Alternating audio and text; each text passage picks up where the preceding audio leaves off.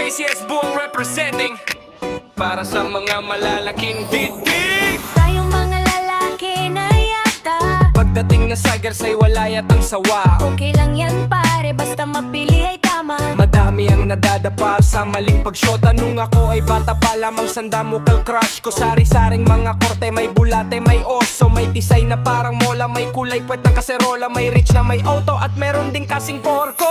Dahil sa mga yan ay aking nalaman, ang tama na papili mo sa aking karanasan ay aking natutunan, swak at sigurado sa kababaihan. Kababaihan na syo-syotain mo. Malaki na didi ang the best pare, konting gastos lalo't nakamini, sa utang di mababaon, matipid pa sa tela, lagi pa siyang cute at mukha pang bata. Malaki na di lalong beautiful, kayang-kaya mo pare pag kayo'y nagkarambol. Di ka magsisisi pag malaki ang didi.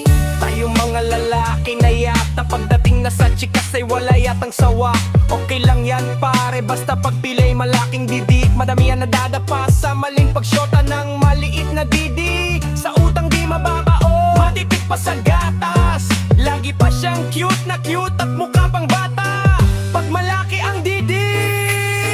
Dahil sa mga yan ay aking nalaman, ang tama na pagpili mo sa aking karanasan ay aking natutunan, swak at sigurado sa kababaihan.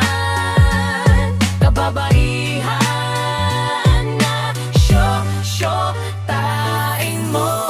Malaki na didi ang the best pare, konting gastos lalo't nakamini, sa utang di mababaon, matipid pa sa tela, lagi pa siyang cute at mukha pang bata. Malaki na di lalong beautiful, kayang-kaya mo pare pag kayo'y nagkarambol. Hindi ka magsisisi pag malaki ang didi. Shout out to all visitors, Super Nene, all the Sofala. Super Light. This is White Rose Agency representing.